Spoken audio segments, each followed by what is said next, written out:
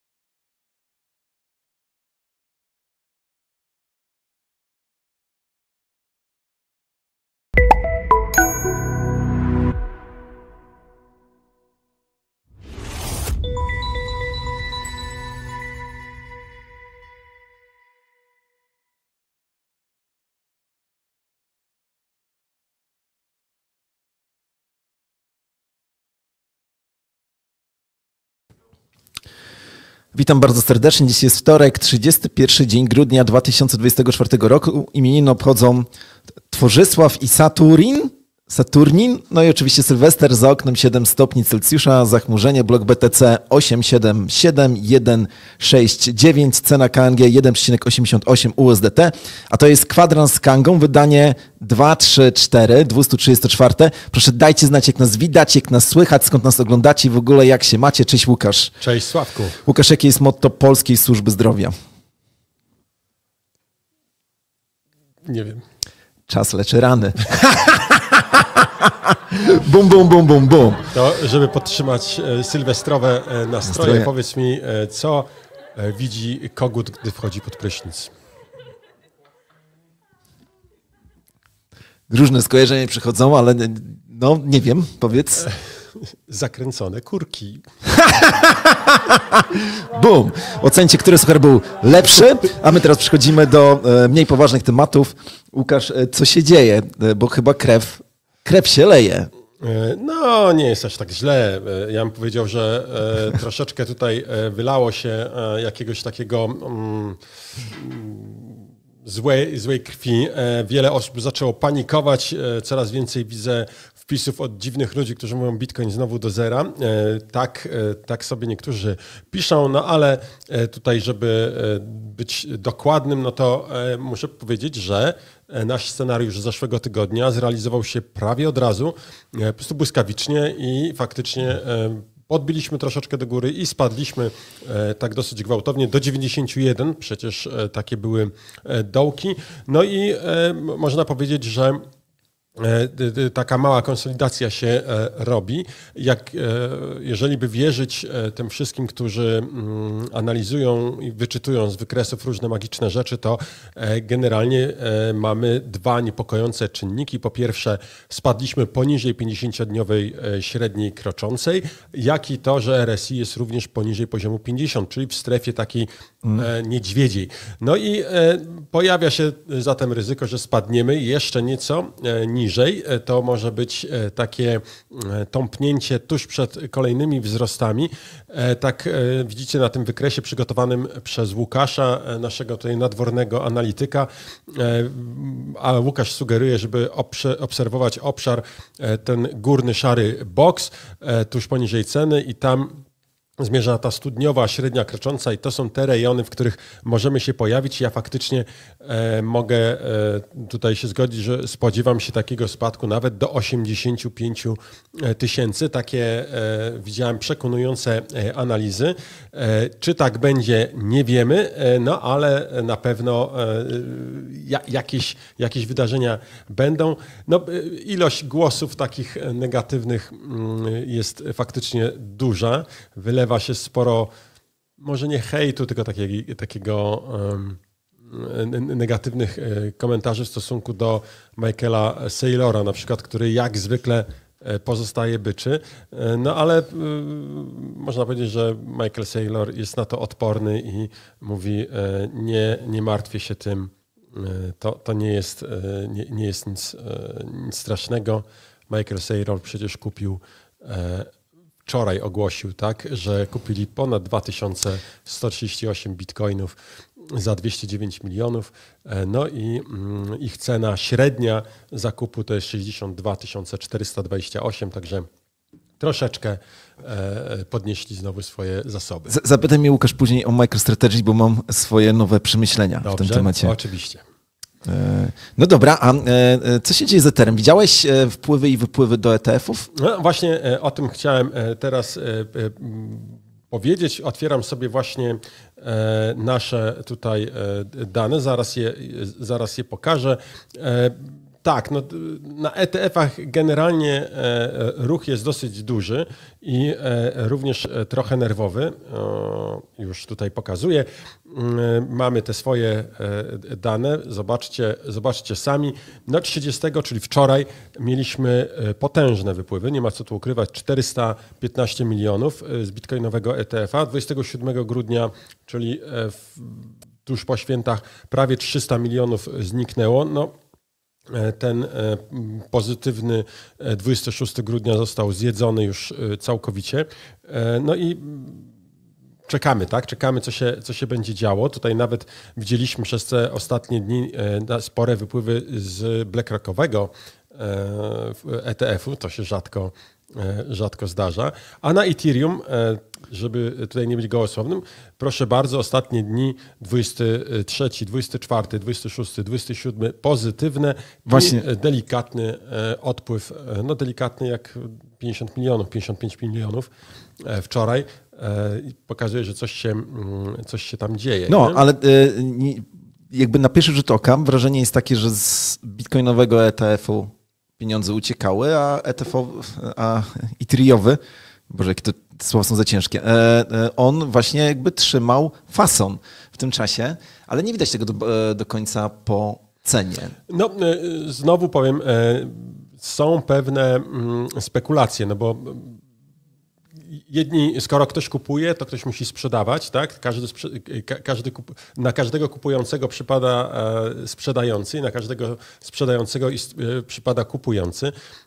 Powtarza się jak mantra to stwierdzenie, że pieniądz musi odpłynąć od tych, którzy chcą stracić, a płynie do tych, którzy chcą zarobić. No ja bym powiedział, że to, że cena w tej chwili zanotowała taki spadek, to nie jest nic nadzwyczajnego, to się zawsze działo. Natomiast jeśli chodzi o Ethera, to faktycznie jest dziwnie, bo on powinien kosztować już według takich prognoz powyżej 4000, a cały czas mamy 3300, 3400 i nie może się wybić. Ja słyszałem takie opinie, że to cały czas jest pewna manipulacja rynkiem. Po prostu zbierane są Ethery, no bo nie ma co ukrywać, że Etherów ubywa i to w zastraszającym tempie na giełdach. Zastraszającym tempie, naprawdę. Tutaj dane on-chain pokazują, że Etherów jest naprawdę coraz mniej na giełdach i to musi zaskutkować potężnymi wzrostami. No, zobaczymy jak będzie. Trzymamy kciuki. Niemniej jednak jeszcze raz zwracam uwagę, że właśnie mamy do czynienia z tą anomalią. No, dzisiaj wszystko na to wskazuje, o cenie kryptowalut decydują głównie Amerykanie. To, co się dzieje na Wall Street i w ogóle właśnie w Stanach. No i widzimy, że właśnie Amerykanie z jakiegoś powodu, wtedy kiedy mieli dziurawe ręce w stosunku do Bitcoina, niekoniecznie mieli dziurawe ręce do Ethereum. Sam jestem ciekaw, co z tego będzie.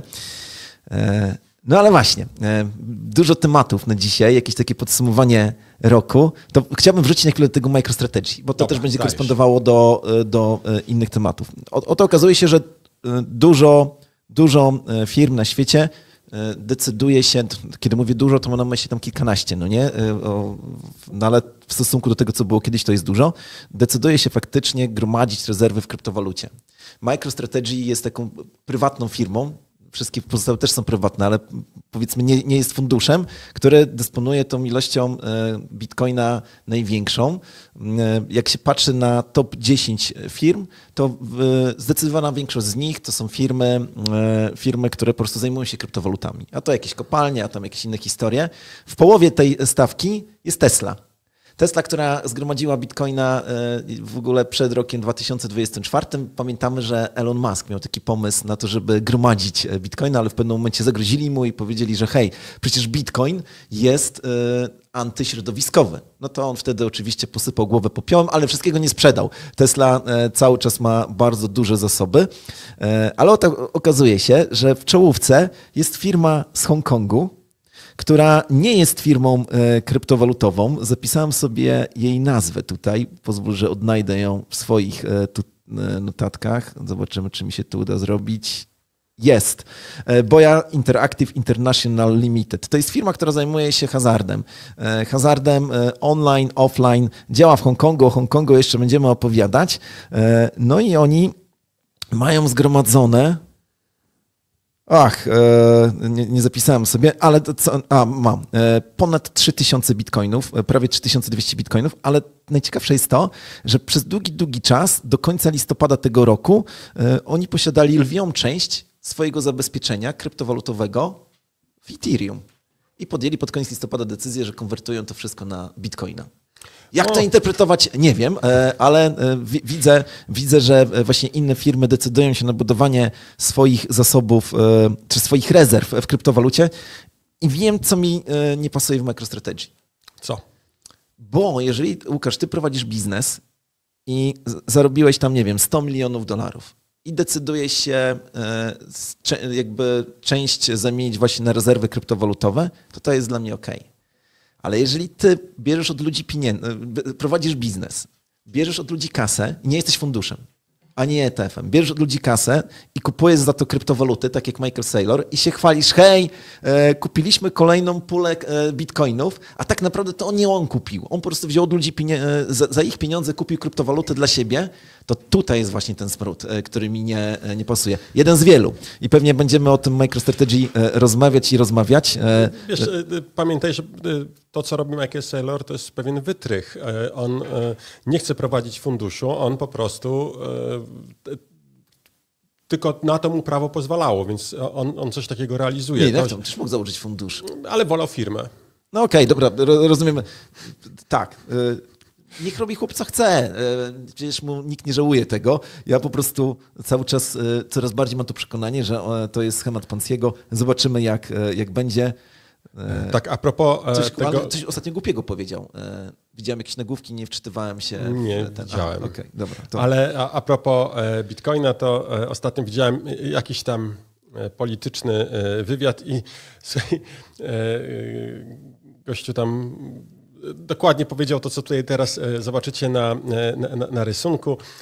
Tak, jak Bitcoin kosztował $3000, to nikt nie chciał kupować, jak 19 nie kupuje, jak 60 nie kupuje, a jak kosztuje 100, miałeś po prostu szczęście.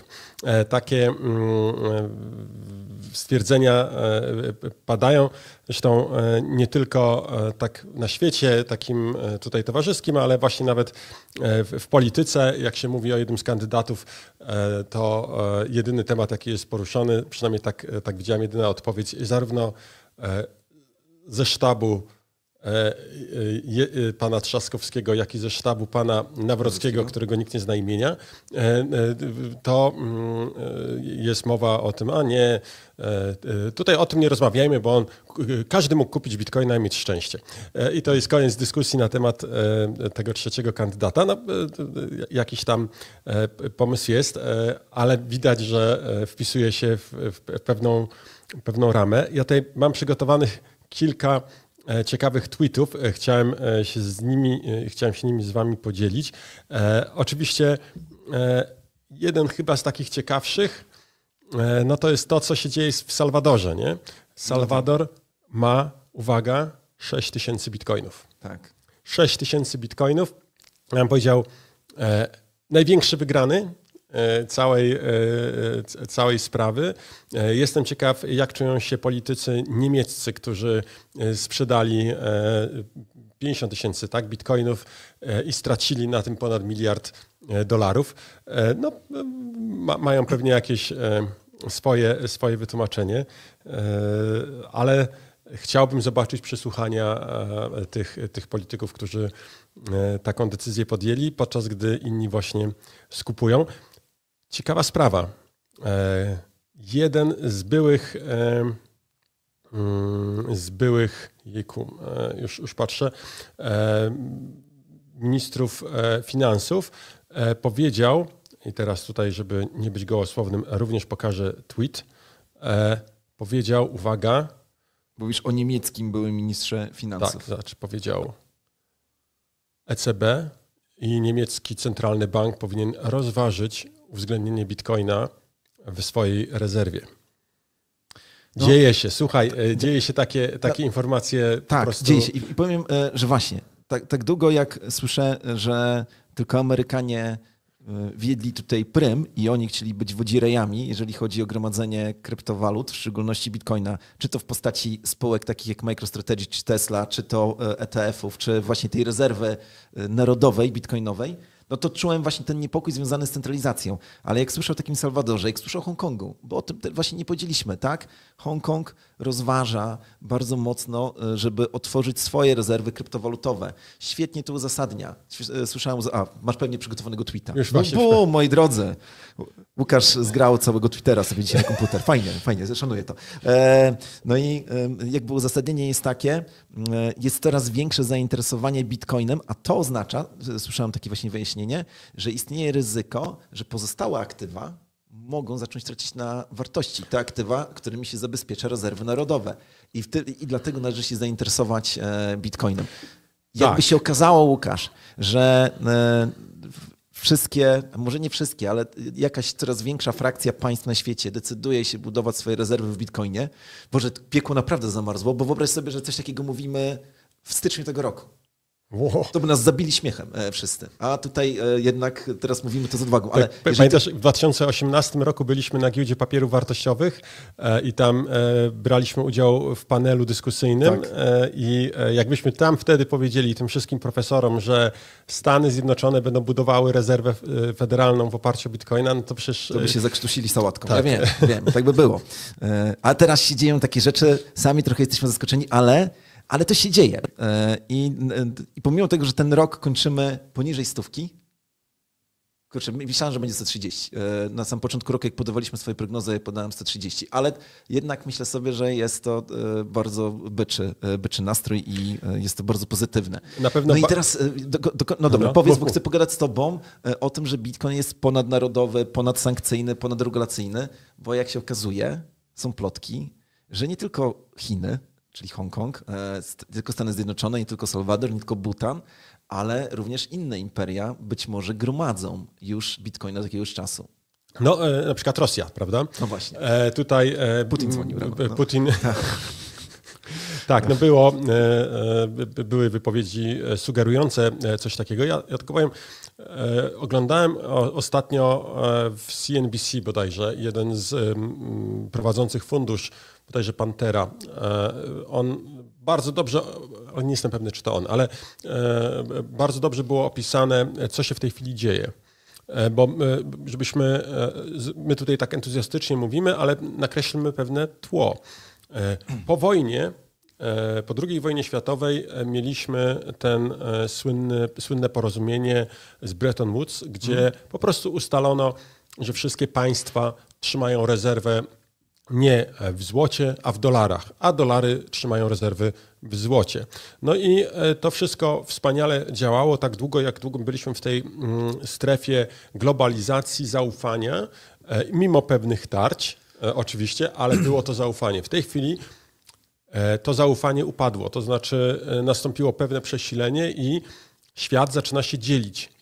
Mamy z jednej strony Stany Zjednoczone, z drugiej strony mamy blok chiński, mamy blok afrykański, mamy BRICS, mamy, o czym nikt niestety nie wspominał, również Unię Europejską. To zaczynają powstawać pewne bloki, które sobie nawzajem przestają ufać. I w tym momencie, żeby handel mógł się odbywać, potrzebne jest coś, czym te kraje będą w stanie, w czym będą mogły się rozliczać, ale to nie może być coś zależne od jakiegoś innego państwa, a dolar jest zależny od Stanów Zjednoczonych, od decyzji Fedu, tak, od decyzji w pewnym sensie również rządu Stanów Zjednoczonych i nie można sobie w tej chwili pozwolić na to, inne państwa nie chcą już dłużej finansować inflacji amerykańskiej, być tak, tym kimś, kto ponosi straty, żeby... zakupy Amerykanów na zewnątrz. Dokładnie, tak, więc zaczyna być poszukiwany inny środek płatniczy, który jest niezależny. Do tej pory zawsze było to złoto. Złoto było tym podstawowym nośnikiem wartości. To w złocie były wielkie transakcje realizowane, między innymi chyba zakup Alaski, tak? Czy zobaczymy, jak to będzie z Grenlandią. W 1800 bodajże 60 chyba. W XIX wieku już raz padła propozycja ze strony Stanów Zjednoczonych na zakup Grenlandii. W XX wieku również padła taka oferta, ale były wszystkie odrzucane. Trump teraz wygraża, że on przejmie Grenlandię. Zobaczymy. Jego kolega Putin, nie wiem, czy tak mogę powiedzieć w sumie. Może się nam obrazić. Ale właśnie powiedział, że on uważa, że granica Rosji z Finlandią również powinna wrócić do chyba tam z XVIII wieku. One trochę inaczej wyglądały. Ale gdyby miał jaja chłop, to by powiedział, że chciałby uzyskać Alaskę, bo uważa, że ta transakcja była przeprowadzona niezgodnie z panującym prawem. Tak, i oni oddadzą pieniądze, a niech oni oddadzą Alaskę. Byłoby ciekawe, ale wracam do tego, że musi być coś, czym można handlować. Mamy w tej chwili erę cyfrową. Złoto już się nie nadaje. Złoto nie spełnia wielu potrzeb, które są. Oczywiście jest cały czas pewnego rodzaju nośnikiem wartości, ale jest strasznie niewygodne, a my jesteśmy wygodni. Przyzwyczailiśmy się do szybkich transferów, szybkiej możliwości przesyłania środków. Jedynym w tej chwili takim niezależnym dobrem, które nie zależy od żadnego państwa, nie zależy od nikogo, nikt nie może go dodrukować, nie może zmniejszyć jego wartości, jest Bitcoin. I zaczyna to być już, nie chcę powiedzieć, że być zauważane przez wielkich tego świata, bo oni myślę, że to zauważyli już dawno temu, ale zaczynają o tym głośno mówić. Czyli są już przygotowani, bo jak oni już zaczynają o tym mówić, to oni są już dawno przygotowani na taki scenariusz i faktycznie Bitcoin wydaje się w tej chwili jedynym takim dobrem, które może w krótkiej przyszłości być podstawą do takiego handlu międzynarodowego. Co ciekawe, wyobraź sobie, że albo wszyscy ci, którzy teraz nas oglądacie, że macie wiedzę, duże przekonanie, czy tak będzie, tego nie wiemy ostatecznie, ale to się wydaje teraz bardzo prawdopodobne. Macie wiedzę, że coś, co jest ograniczone, prawdopodobnie będzie masowo zakupywane przez różne państwa na świecie. I my dopiero jesteśmy na początku tej drogi, nawet nie w blokach startowych. I teraz możesz pójść do kantoru Kangi albo wejść na Kangę i kupić sobie za 1000 zł takiego bitcoina. Po prostu i go odłożyć. Wczoraj widziałem się z kolegą, który właśnie mówił mi, że ten zaczął skopywać sztabki złota, no i tam zapytałem ChatGPT przy nim, co by było, gdybym wydał tam 1000 zł na złoto w 2014 roku, to ile miałbym dzisiaj? I tam ChatGPT odpowiada, no dzisiaj miałbyś 2700. Mówię, a teraz zróbmy eksperyment, proszę bardzo, i zapytajmy o to, co by było, gdybym kupił za 1000 zł bitcoina w 2014 roku. No i to wyszło tam grubo ponad 1 000 000. No i spadł z krzesła. Ja mówię, no jak to może być? Ale tak sobie teraz myślę, jeszcze raz, wielkie imperia prawdopodobnie będą skupować bitcoina. Nawet nie dlatego, że chcą, dlatego, że pozostali będą kupować. I oni nie mogą pozwolić na to, żeby tamci zgromadzili. Tak, teoria gier tutaj się kłania. Jak wielcy zaczną kupować, to reszta musi dołączyć. Tutaj nie ma możliwości, żeby wypaść. I dlatego krótka taka informacja do was wszystkich. Jeżeli myślicie, że jest za późno, żeby dołączyć do tych, którzy posiadają bitcoina, to wiedzcie, nie, zdecydowanie nie. To nie jest porada inwestycyjna, ale mówię to teraz osobiście, ja jako Łukasz Żeligowski, bo spotkałem się w czasie rozmów tutaj świątecznych, jak mieliśmy takie wiele różnych spotkań, to mimo, że myślałem, że mówię do wszystkich jasno i wyraźnie, kupujcie bitcoina, to spotkałem się z pewnym takim zdaniem, że no nie za bardzo jasno o tym mówiłem. Więc ja teraz mówię, jeżeli macie jakieś wolne środki, przeznaczcie chociaż drobną część na zakup bitcoina. Drobną. Taką, której nie potrzebujecie w tej chwili. A drugi krok, który powinniście zrobić, to zacząć kupować bitcoina codziennie. Albo co tydzień, albo co miesiąc. Nieważne za ile. Czy za 100 zł, czy za 1000. Każdy robi to według swoich możliwości, ale to jest ten ruch, który może wam się opłacić i który przynieść może istotną zmianę w ciągu na przykład 10 lat. Jeżeli nie zaczniecie robić tego teraz, to za rok będziecie żałowali, że tego nie zrobiliście.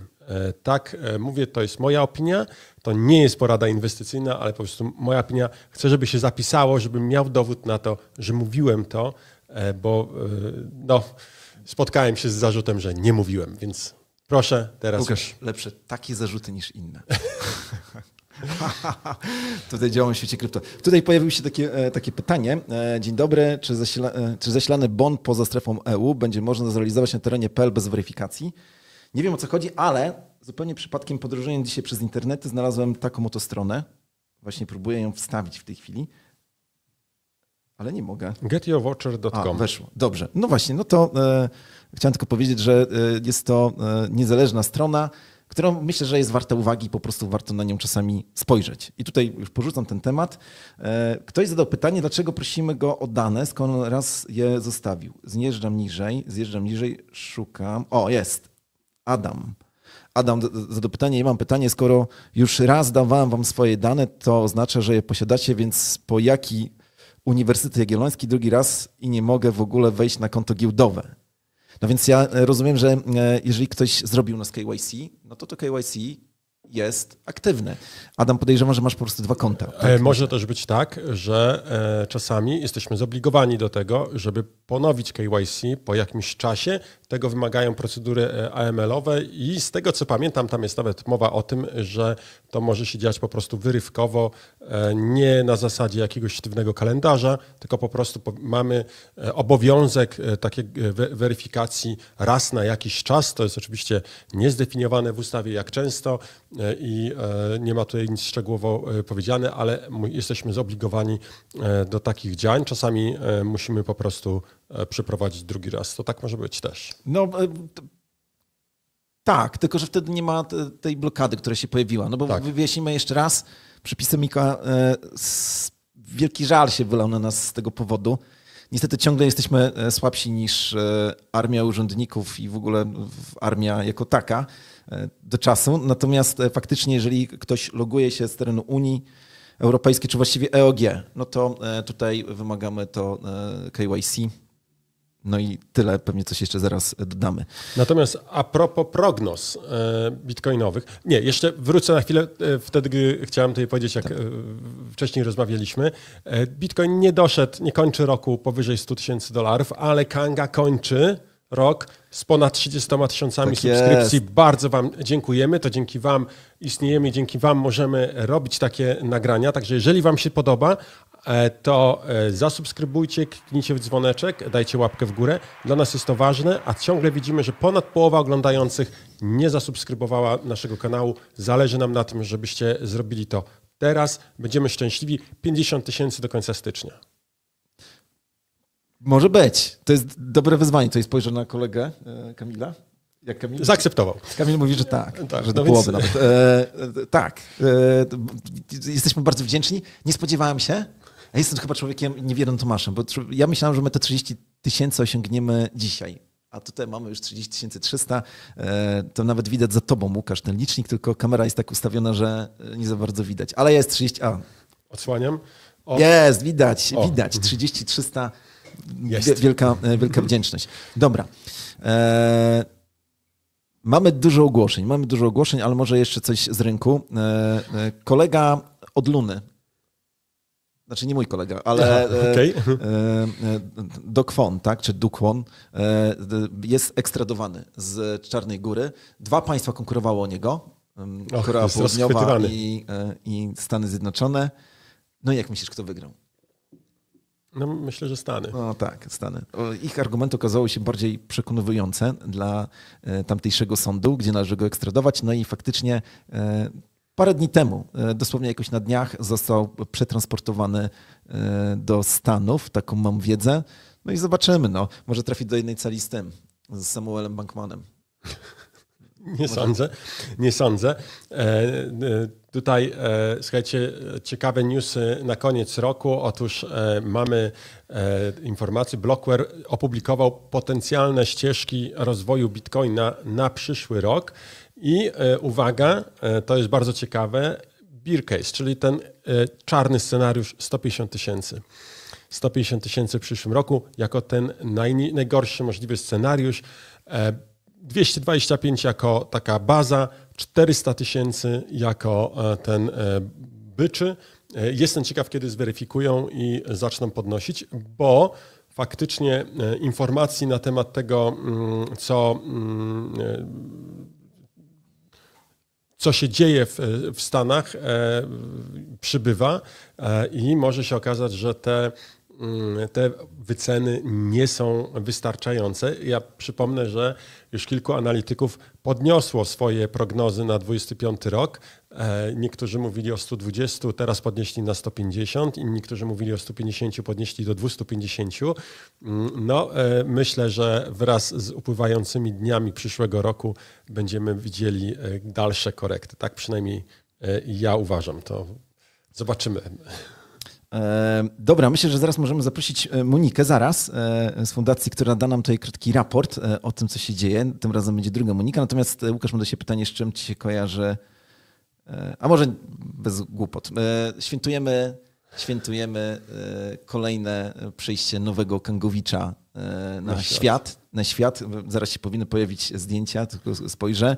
Wojtek, jeżeli możesz je ujawnić. O właśnie tak, moi drodzy, to jest Natan, drugi syn Olega, 57 cm i 3310 gramów wagi. Urodził się w domu, poród domowy. Oleg tak lubi takie rzeczy. Jest wegetarianinem, to może dlatego, ale poród udał się bez problemu i to, co jest bardzo ważne, Oleg przyjmował od swojej żony Tatiany ten poród w koszulce Kangi. Poprosiłem go o to, żeby udostępnił nam zdjęcia właśnie z tego, jak jest w tej koszulce, ale widocznie nie okazały się odpowiednie, więc pokazują się takie. Chciałem jakby wymienić wszystkie dzieci, które już urodziły się w ramach naszej kangowej rodziny, ale boję się, żebym zapomniał. Natomiast wiem, że już trochę tego jest i co, jesteśmy wzruszeni. Oleg, oczywiście. Tatiana, gratulujemy. Niech wam opatrzność sprzyja, niech dzieci was wspierają, niech zdobywają grody waszych wrogów. Także wszystkiego dobrego. No i trzymamy kciuki. Nie wiedziałem, że Oleg jest wegetarianinem. Oleg, jesz jedzenie mojego jedzenia? Tak, ale Oleg tak nie do końca lubi, jak się o tym mówi, ale teraz na pewno nam wybaczy. Tak. Okay. Dobra, Monika, jeżeli tam jesteś, to dołącz do nas i powiedz, co takiego w fundacji się dzieje. Cześć, jestem. Dobrze mnie słychać? Monika. Słychać? Słyszałam was, że macie postanowienie na koniec roku, żeby osiągnąć 50 000 subskrybentów do końca stycznia, a my w fundacji mamy postanowienie, żeby do końca roku zebrać 90% kwoty na aktualną zbiórkę. Zostało mało czasu. Zaraz wam tylko udostępnię, dobra? Ekran. Zbieramy teraz środki dla Alicji, o której mówiła już tydzień temu druga Monika, więc ja szybko tylko przypomnę, że Alicja ma 7 lat, ma bardzo rzadką chorobę genetyczną, o której nie ma nikt inny na całym naszym świecie. Dziewczynka też nie mówi i niestety jeszcze nie chodzi, ale bardzo lubi spędzać czas na świeżym powietrzu. Nie tylko to lubi, ale też takie spacery pozytywnie wpływają na jej rozwój i rehabilitację. No i właśnie wyrosła w tym roku ze swojego rowerka, takiego wózka i zbieramy na nowy. No i jak widzicie, jest on bardzo drogi, bo kosztuje prawie 17 000. Dlatego bardzo was zachęcam do wsparcia Alicji, no i pomocy zrealizowania nam naszego celu na ten ostatni dzień roku.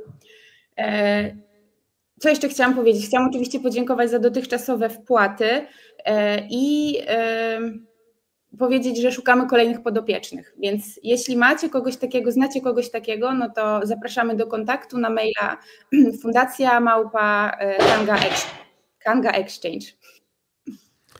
Super. Monika, bardzo dziękujemy za tutaj tę relację, a was wszystkich, drodzy Kangowicze, prosimy o to, żeby wspierać inicjatywę Fundacji Kangi. Wszak w ten sposób pokazujemy, że świat może być lepszy. Tak, ja tylko powiem, że od ciągu tygodnia przyrosło ponad 4000 zł. Mam nadzieję, że dzisiaj sprężymy się i pomożemy Natalii w Alicji w tym, żeby mogła spędzać czas na świeżym powietrzu, to jest naprawdę szczytny cel. To nie jest wielka sprawa, to jest po prostu szalenie istotne. Tak jest. A tutaj pojawiło się pytanie o buty, więc od razu mówię tak, buty są, nie są tanie. 2300 zł, tyle kosztuje w ogóle projekt, także dla kogoś, kto naprawdę jest prawdziwym kangowiczem i jak wpłaci na fundację i mi coś zostanie, to zachęcam do tego, żeby kupić buty, można sobie wejść i je obejrzeć. Także zachęcamy. Natomiast ja chciałem pokazać jeszcze coś innego, jest planer Kangi na nowy rok. Mam go nawet tutaj w ręku. I jest po prostu bardzo fajny. Dlaczego jest fajny? Bo na przykład macie tutaj zestawienie, nie wiem, Wojtek, gdzie mam pokazywać? Mamy zestawienie najważniejszych wydarzeń ze świata krypto i z życia Kangi, ale w środku od czasu do czasu są po prostu jakieś takie ciekawe definicje. Możecie komuś podarować, albo też możecie sobie sami robić notatki. Wiem, że w świecie absolutnie cyfrowym korzystanie z takiego kalendarza czy planera dzisiaj jest dziwne, ale ja lubię pisać czasami. Także zachęcamy do tego, żeby również zaopatrzyć się w planer Kangi. Dla prawdziwego fana kryptowalut myślę, że pozycja obowiązkowa. Tak. Dobra, wracamy do tego, co się dzieje na Kandze. Będzie listing, ale może wróćmy do tego, co będzie działo się 7 dnia stycznia. No bo listujemy się na Bitmarcie. Druga scentralizowana giełda, która będzie listowała token KNG. No i w związku z tym odpalamy, o tym chyba jeszcze nie mówiliśmy, odpalamy super staking. Zgadza się, Łukasz? Tak, to jest taki staking skierowany przede wszystkim do tych nowych, którzy mają chęć i kupią tokeny KNG właśnie w tych pierwszych dniach przyszłego roku. Mamy specjalny staking, który będzie uruchomiony w drugiej połowie, czyli 15 stycznia. Tam będzie, do tego dnia będzie można wpłacać na ten staking i zarezerwować sobie pulę. Gwarantowane 102% w skali roku. Nie więcej niż 300 kang na osobę. Pula również jest ograniczona, więc kto pierwszy, ten lepszy. To jest w ogóle dobry moment, żeby powiedzieć, żebyście nie tylko subskrybowali i dzwoneczek, ale żebyście również zrobili wszystko, żeby followować nasze media społecznościowe, czy być na Telegramie, bo tam mogą się pojawić bardzo szybko informacje o kolejnych niespodziankach i może się okazać, że jeżeli będziecie za późno o tym wiedzieli, to stracicie szansę na to, żeby z nich skorzystać, więc dołączcie do naszego Twittera, do Facebooka, do Telegrama, będziecie wtedy na bieżąco i będziecie mieli pewność, że nie przegapicie żadnej ważnej informacji. No właśnie, to my jeszcze przed listingiem się spotkamy. Tak, spotkamy się, kolejny kwadrans będzie jeszcze przed listingiem. Dla nas to jest ważne wydarzenie. Tak jak powiedział Łukasz, śledźcie nasze social media, bo dużo będzie się działo. A teraz chciałem z tobą pogadać o jeszcze jednych zakupach bitcoinowych, Łukasz. I w ogóle chciałem pogadać na temat tej dziwnej kryptowaluty, jaką jest Tether. Wow. Dziwnej, no bo dużo graczy z Unii decyduje się go delistować ze względu na niejasne przepisy. No my na Kandze trzymamy go i uważamy, że jakby przepisy tego nie zabraniają, ale Tether dokonał właśnie dużych zakupów bitcoinowych. Tak. Oni mają taki plan, żeby 15% chyba swojego miesięcznego zysku przeznaczyć na skup bitcoina. No i w tej chwili Tether na dzień dzisiejszy posiada ponad 90 000 bitcoinów. Całkiem niezła pula, można coś tam z tego zrobić. Niezła pula, dobry moment na zakupy. Ja tylko powiem, że faktycznie mamy w tej chwili wyjątkową sytuację, bo my jesteśmy w centrum wydarzeń, jeśli chodzi o ten delisting Tethera i w ogóle te wszystkie sprawy i możemy zobaczyć, w jaki sposób to wydarzenie czy te sprawy są relacjonowane na zewnątrz, czyli wśród youtuberów z Azji czy ze Stanów, jak oni patrzą na to, co się dzieje.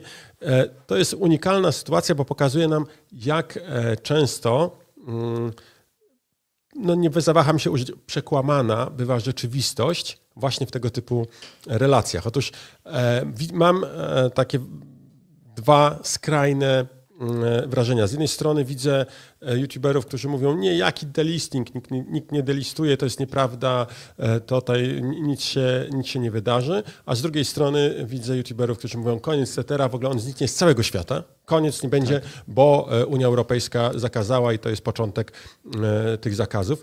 Ja powiem wam tak, jeśli chodzi o sam Tether, jego sytuacja jest faktycznie niepewna. Z tego, co wiemy, do tej pory nie złożył i nie zamierza złożyć tych papierów związanych z uzyskaniem licencji zgodnych z MiCą. Pytanie, kto będzie dłużej trwał na świecie, MiCa czy Tether, bo może się okazać, że to MiCa prędzej zniknie albo zmieni się w jakiś istotny sposób. Natomiast widzimy, że faktycznie są giełdy, które delistują Tethera, boją się tych przepisów mikowskich.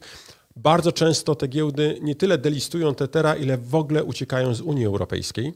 Tak. I to jest moim zdaniem częste. Natomiast ci, którzy postanawiają zostać i którzy poważnie podchodzą do rynku europejskiego, jak na przykład Kanga, ale nie tylko, nie ukrywamy, na przykład Kraken, bardzo porządna giełda, oni również powiedzieli, staramy się o MiCę, nie delistujemy Tethera, ponieważ nie ma takiej potrzeby. Moje stanowisko jest takie, że tak długo, jak długo nie pojawi się konkretna informacja, że Tether powinien być zdelistowany, to nie powinniśmy tutaj panikować. A tak patrząc po prostu na sytuację, to bym powiedział, Tetherowi nic się już nie może zdarzyć. Już nic się nie może stać, ponieważ Tether jest potrzebny rządowi Stanów Zjednoczonych. To jest największy kupujący obligacje skarbowe rządu Stanów Zjednoczonych. On jest potrzebny Stanom Zjednoczonych. Ewentualny upadek Tethera i wyprzedaż tych zakupionych bonów naprawdę byłaby niebezpieczna nie tylko dla samego Tethera i dla ludzi, którzy posiadają USDT, ale również dla Stanów Zjednoczonych. Dlatego uważam, że do czegoś takiego przynajmniej w tej chwili nie dojdzie. To nie znaczy, że Tether będzie trwał wiecznie, ale myślę, że nie będzie się nic wielkiego działo. Ciekawe, no bo Trump jest dość śmiały w stawianiu swoich warunków ekonomicznych, w związku, czy w zamian za to, że on tam za bardzo nie będzie groził wycofaniem się z NATO.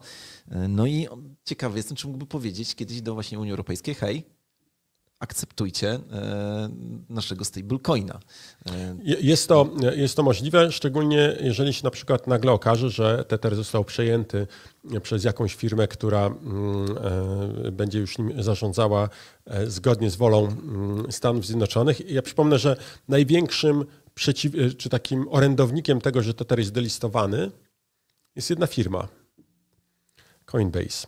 No tak. A dlaczego Coinbase tak głośno mówi o tym delistingu USDT? No bo to jest jedyna taka duża giełda, która zdelistowała USDT tak naprawdę dla wszystkich z Unii Europejskiej. No dlatego, że Coinbase ma swojego stablecoina, USDC. No i sprawa zrobiła się jasna. Wiadomo, że Coinbase'owi zależy na tym, żeby ludzie używali USDC. Tetherowi zależy na tym, żeby było jak jest. On jest już na tyle silnym graczem, że chyba ciężko będzie mu zagrozić. Jak powiedziałem, upadek Tethera to nie jest już problem kryptowalutowców, to może być problem również dla państw. No i lepiej, żeby nic mu się nie zdarzyło. Jestem przekonany, że tutaj żadnych gwałtownych ruchów nie będzie. No, tak sobie myślę, taką chwilę refleksji miałem, co by było, gdyby w wyniku właśnie agresywnych działań mikowskich największe giełdy wycofałyby się po prostu z Europy. I czy wtedy urzędnicy by powiedzieli, tak, odnieśliśmy sukces. Jaka jest definicja sukcesu Miki? Jestem ciekaw, czy ktokolwiek w ogóle tam sobie odpowiedział na to pytanie. Mija 2 lata od wdrożenia Miki? Czy Mika sprawia, że nie ma konkurencji, bo jest kilka giełd? Czy też Mika sprawia, że największe giełdy mówią, mamy dosyć regulacji europejskich, pozostałe kontynenty są. No i urzędnicy mogą powiedzieć, w końcu ochroniliśmy tych biednych ludzi, biednych Europejczyków przed tym, żeby inwestowali swój kapitał w te złe kryptowaluty. Ciekawe, jaka jest definicja sukcesu? Mam wrażenie, że jeżeli coś się wielkiego nie wydarzy, bo tutaj nie chodzi już tylko o kryptowaluty, tutaj w ogóle chodzi o całą sytuację w Unii Europejskiej. Stajemy się zaściankiem świata. Stajemy się naprawdę nie siłą napędową. Jeszcze w 2014 roku gospodarka Unii Europejskiej była taka sama jak Stanów Zjednoczonych, porównywalna. W tej chwili jest to połowę mniejsza. To świadczy o tym, do czego prowadzą działania urzędników. One nie stymulują. Im więcej oni mówią o stymulowaniu pomocy i tutaj działaniu na rzecz wzrostu gospodarczego, tym bardziej tak naprawdę szkodzą i powodują, że nic dobrego się nie dzieje. No taka jest, nie mówię, że oni mają taką wolę, taką chęć. Oni naprawdę chcieliby pomóc. Czasami stawiają trafne diagnozy, jak choćby raport Dragiego. On słusznie zauważa, że coś jest nie tak. Wskazuje na to, że coś jest nie tak, ale lekarstwo, które wymyśla, to jest szaleństwo. No mam nadzieję, że tutaj też coś się zmieni. W lutym mamy wybory w Stanach, nie w Stanach, a w Niemczech. I możemy być świadkami naprawdę ciekawych wydarzeń. Wiem, że bardzo możliwe są również wybory we Francji. Czy one chyba nawet już zostały ogłoszone? Ja już się tam z Francją pogubiłem, ale faktycznie zaczyna być nerwowo w Unii Europejskiej. Może się okazać, że faktycznie Mika... Niech znacznikiem tego, że coś jest nie tak, będzie fakt, że coraz częściej słyszę takie pytanie w programach publicystycznych, czy Unia Europejska dotrwa do końca 2025 roku? No. To już nie pojawia się tylko jako żart, jako jakieś tam takie puste sformułowanie, ale zaczynają poważnie rozważać ten temat, że coś może się tutaj wydarzyć. Oczywiście Unia nie zniknie zupełnie, to nie jest coś, co może się wydarzyć z dnia na dzień, ale rola urzędów może się znacząco zmienić. Zobaczymy, bo myślę, że... Dobra, już nie chcę tego w sumie wątku. Zawsze jest element unijny teraz u nas w kwadransie, ale pogadajmy jeszcze o krypto. Ale zanim pogadamy o krypto, to właśnie dzisiaj chyba dokonaliśmy ostatniego spalenia, tak? Tokenów KNG. Także zgodnie z planem, zgodnie z obietnicą, no ponad 1 milion tokenów KNG w sumie od samego początku zostało spalonych. No i jakby kontynuujemy tą tradycyjnych tokenów, żeby zmniejszać podaż również w taki sposób, nazwijmy to, no, bardzo skuteczny. I brutalny. Słuchaj, dobra, powiedz ty. A propos tego, co może jeszcze wskazywać na to, że Bitcoin nam jeszcze podskoczy. Teraz jak mieliśmy ten spadek, ATH mieliśmy chyba 17 grudnia, tak? Dobrze pamiętam? Od 17 grudnia ilość portfeli z ilością bitcoinów powyżej 1000 spadała. Spadała. Dołek został osiągnięty, sprawdzam w tej chwili, 24 grudnia, czyli Wigilię i od tamtej pory powoli zaczyna się odbijać. To znaczy znowuż nam przyrasta ilość portfeli wielorybich. Myślę sobie, że to jest jednak jakiś wskaźnik również czegoś. Jakby wieloryby czuły, że coś się dzieje. Wiadomo, że fakt, że ubywają wielorybie portfele wcale nie oznacza, że jest jakiś zamiar sprzedaży. Może być redystrybucja tych bitcoinów na inne portfele po prostu. A może no widzieliśmy, że cena spadała. Także dzielę się również tą statystyką, właściwie chciałem od niej zacząć naszą dyskusję, ale umknęła mi. Słuchaj, zobacz.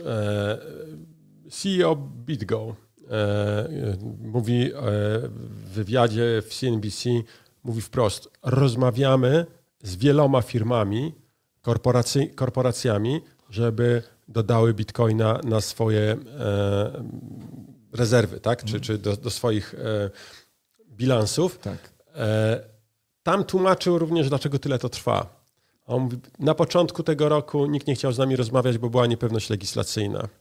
Jak Trump wygrał wybory, zobaczyliśmy, że ta niepewność legislacyjna zniknęła i warto myśleć o tym, żeby mieć tego bitcoina.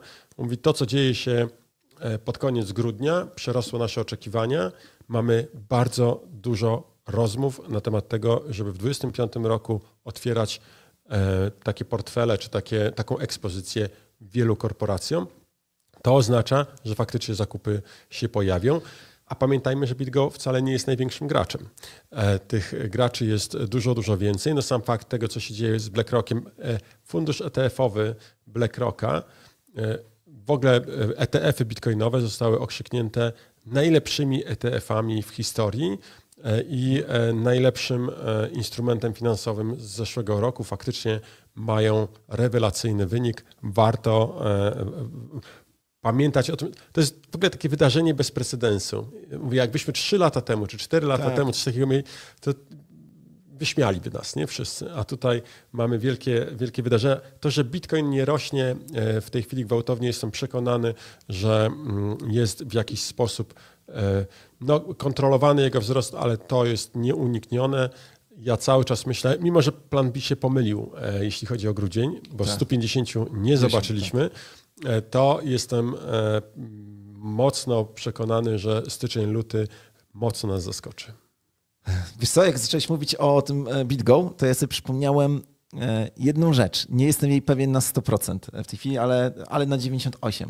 Pamiętam, jak zobaczyliśmy pierwsze projekty Miki i prosiliśmy o to, żeby nam podsumować przez prawników, żeby podsumowali najważniejsze punkty, to tam jest jeden przepis, o którym teraz z jakiegoś powodu dawno nie rozmawialiśmy, bo on jakoś tak mocno nas nie dotyka, chociaż może. Tam jest przepis, który mówi, że urzędnik może ocenić, czy ekspozycja firmy na posiadane kryptowaluty nie jest za duża. Może zabronić firmie skupować dalsze kryptowaluty. Upewnijmy się, znaczy na pewno to było na początku. Wydaje mi się, że to zostało utrzymane w mocy. Zobacz, jak w ogóle, w jakich różnych światach żyjemy. Zresztą ciekawe, jeden z naszych prawników był ostatnio w Argentynie i mówi, że rozmawiał tam z jakąś lokalną panią przedsiębiorczynią, taką, która prowadziła hotel czy coś takiego i próbował jej wytłumaczyć, że w Polsce w niedzielę się nie pracuje. Ale możesz pracować, jeżeli to jest twoja firma, twój biznes, taki bezpośrednio twój biznes, no nie biznes rodzinny. Ale jeżeli na przykład ktoś chciałby u ciebie pracować w niedzielę, przychodzi i mówi, hej, daj mi zapracować, potrzebuję na chleb, to nie możesz. No chyba, że będzie wykładał towar na półki. To tak? To może. Nie może sprzedawać. No, takie mamy standardy. Faktycznie ilość przepisów, którymi obrośliśmy, jest olbrzymia. Ja czekam na pewne przesilenie. Myślę, że coś się musi w tym temacie wydarzyć, no bo naprawdę, jeżeli nie będzie, to Europa przestanie się liczyć. A myślę, że nawet urzędnikom na tym nie zależy. No właśnie. Dobra, Łukasz, myślę, że to jest dobry moment, żeby przypomnieć zasady naszego nieustającego konkursu. Tak, mamy konkurs. Jak co tydzień mówimy o tym, że jeżeli uważasz, że jesteś dobrym analitykiem, umiesz czytać z wykresu i prognozować przyszłą cenę Bitcoina, podziel się swoją wiedzą w taki sposób, że zaprognozuj cenę. Stań w szranki z najlepszymi, bo u nas najlepsi prognozują ceny. Wystarczy, że napiszesz w komentarzu hashtag kwadrans z Kangą 235 i podasz cenę w dolarach, jaką uważasz, że będzie miał Bitcoin za tydzień o godzinie 9 rano na rynku BTC do USDT. Ten, kto będzie najbliżej, wygrywa tyle kang, ile jest łapek w górę pod tym odcinkiem filmu podzielone przez 10, czyli 10% łapek w górę wypłacane w kangach. Ale uwaga, jest jeden haczyk, bo nie wolno pomylić się o więcej niż $25. Chyba że umieścimy drugi komentarz, to wtedy możemy mylić się nawet $100. To jest taki bonus, jeżeli ktoś umieści drugi komentarz powyżej 7 słów, to będzie mógł, ma szerszy margines błędu. No i jestem ciekaw, Sławku, jak nasi analitycy przewidzieli te spadki, które teraz mieliśmy. $92,000. Czy ktoś przewidział? Informację mam taką, że o godzinie 9 rano na kandze cena Bitcoina to 93 000. Okej. I niestety, albo stety, dla tego, kto będzie w przyszłym tygodniu wygrywał, nie ma wygranego. Drugi raz z rzędu.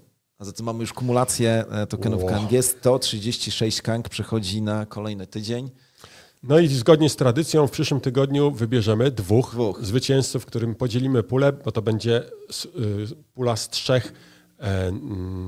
kumulacja 3 nagród i to dzielimy porówno między dwóch bliżej siebie będących prognostyków. Tak jest. Tutaj chciałbym odpowiedzieć na pytanie. Witam, jaki muszę posiadać fizycznie budżet PLN, żeby zacząć jako Kanga Locals. To zależy od ciebie. Właśnie tutaj nie ma żadnych narzutów. To zależy od tego, czy twoi współwimenkowicze będą robić tą transakcję za 500 zł, za 10 tysięcy, czy za 1000 zł. Zgłoś się do nas, wejdź na stronę kangakantor.pl i tam jest taki formularz właśnie kontaktowy. Na pewno szybko ktoś się z tobą skontaktuje i tobie wyjaśni, o co chodzi. I był jeszcze jeden komentarz, taki lekko złośliwy, a może troskliwy. Michał napisał... Nie, to przepraszam, nie to, Michał. Nie o ten mi chodziło. Kurczę, przepraszam. Ktoś napisał, to niżej.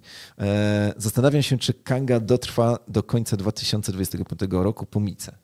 No więcej wiary. Jak już dotrwaliśmy tyle tutaj, mamy dużo pomysłów.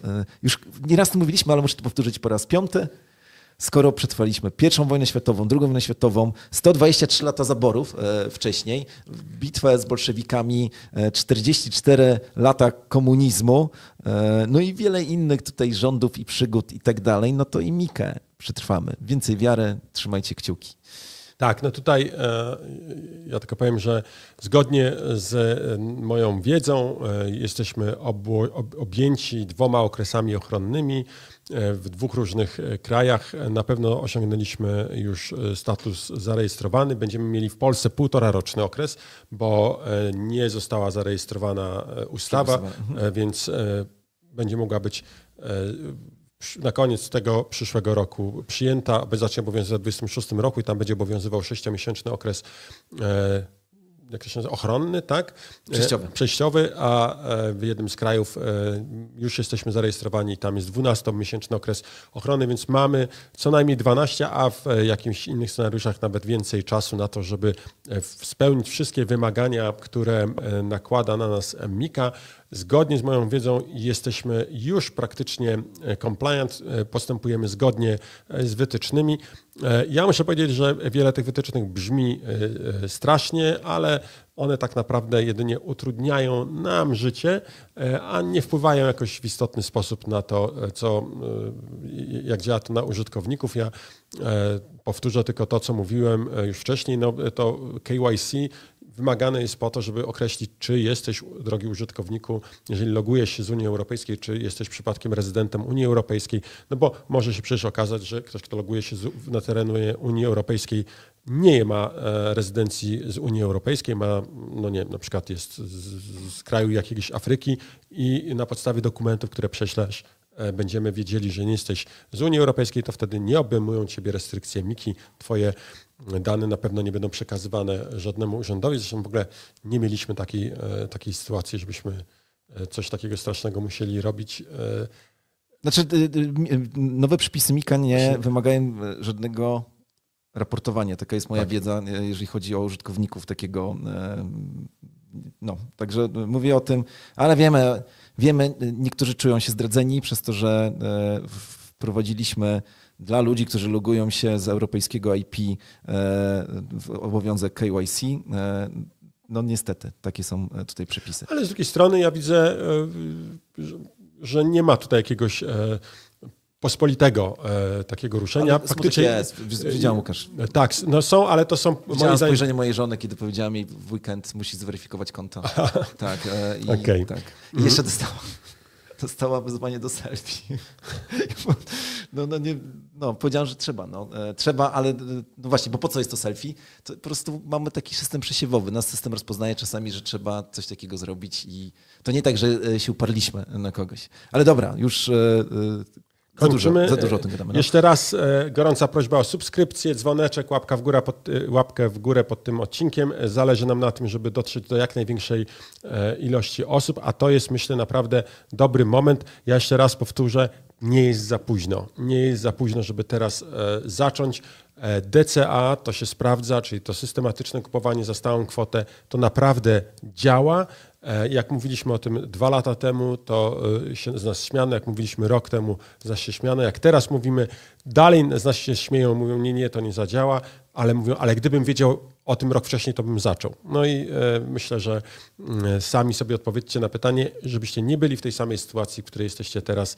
Mówię to dla tych, którzy jeszcze nie kupili, jeszcze nie akumulują swojego jakiegoś zabezpieczenia w Bitcoinie czy w innych kryptowalutach, warto zacząć już teraz. To nie muszą być duże kwoty. Naprawdę może być 100 zł miesięcznie. To też zadziała, to też pomoże.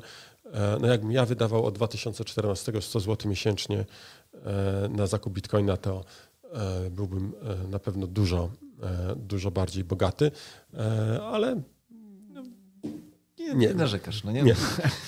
Dobra. Okrzyki wojenne.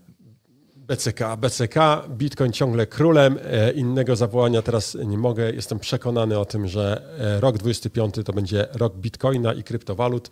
To jest naprawdę ten moment, w którym zobaczymy wielką zmianę. Tak ja patrzę na ten przyszły rok. Ja mam nowy okrzyk. O, Wolność ponad normę. WPN. VPN, tak. I tym VPN, okrzykiem okay. żegnamy was, drodzy Państwo. Widzimy się w nowym roku. Wszystkiego dobrego. Hej. Cześć.